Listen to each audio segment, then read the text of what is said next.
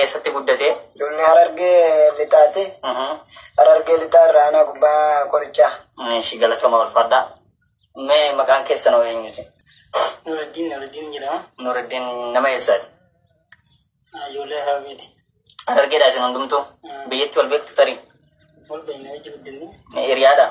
Hiriyaadhaa asittillee wajjuma bakka hojii dalana waan dabalu. Shi gaa bareeda homaan jedhu. Mee murteessaa? Yoo. Gara nama nama gara gaafitti ceenaa.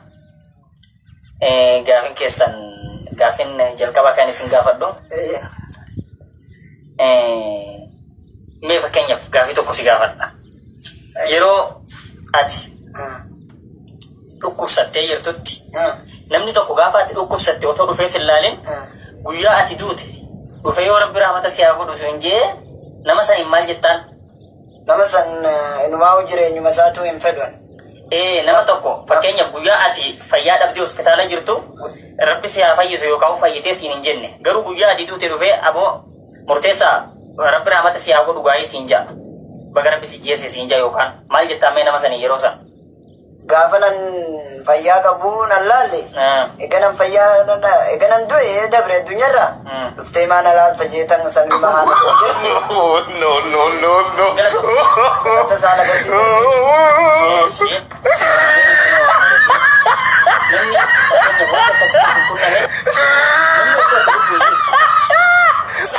dhufee si dhukkubsatu dhukkuba keetirraa fayyaadhaa jedhee sin gaafatin gaafa ati duute dhufee rabbi rahmata si haa godhu yoo siin jemmoo Anjala pun dibedollai.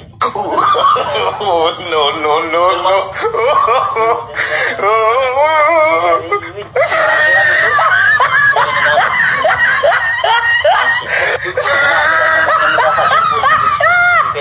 Ayite sini jadi gafa di dute dufera brama tasi aku dosen je nama Arsa.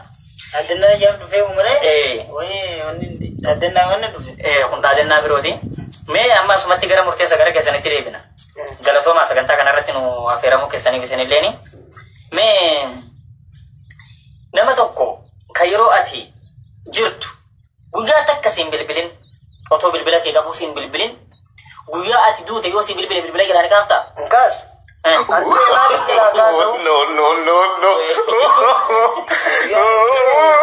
Kamti jala kan. Kenapa?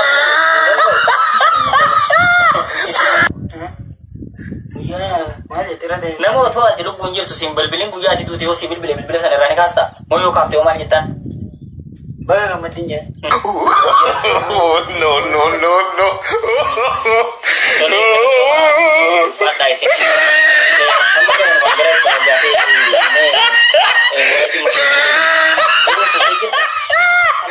Mana ni kabda jechuudha. Infoni amma dura ammoo fuudhu haroo qabu. Gara fuulduratti fuudhu. Infoni amma fuudhu deema. Amma fuudhu deema haroo. Haroo sirrii keetiin taa'u jiru. Meeshaa maraa akkamii fa'aa otoo argatteetti tola? Shamarree bareedduu qayti. Tanaan fuudhu haroo qabu sirriitti bultii taatu qaba. Kan jibbitoo? Tan jibbumu. Meeshaa maraa akkamii fa'aa si jibbisiisa? Ana kamera hiyyatti tan jibbu shamarree keessa. Tanaan gisee wajji rafe. Uffata dhuftanii waan fedhu hin jaalladhu bakka sanin jibba. Ta berdilin jalatti dhuftu jechuudha? No.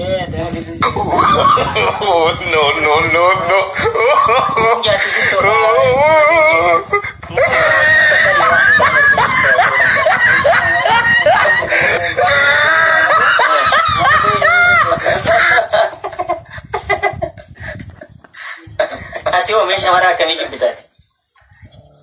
Shamara. Ta akkamii si jibbisiisa? Shamara lukkee. Shamara lukkee baay'een fedhu. Tawaa himtu. Tawaa himtu jibba ardii tanarra. Jaartiidhas ta kabajaa qabdu hin fedhan. Ta akkam fa'aa taatu nama walitti nama jirtu fa'aa jira? Ta nama walitti nama jirtu akkasitti jaarsa guuddeenyaa xiyyaa fa'aa jaarsa guuddeenyaa fa'aa dhuftee wal afaan nu keessu sanfan hin feene. Tanaan hin feene. Me gosa nyaatarraa maal fa'aa yoo nyaates tola yeroo baay'ee nyaata akkamii fa'aa filatta? Lukkuudha. Lukkuu handaaqqoo jechuudha. No.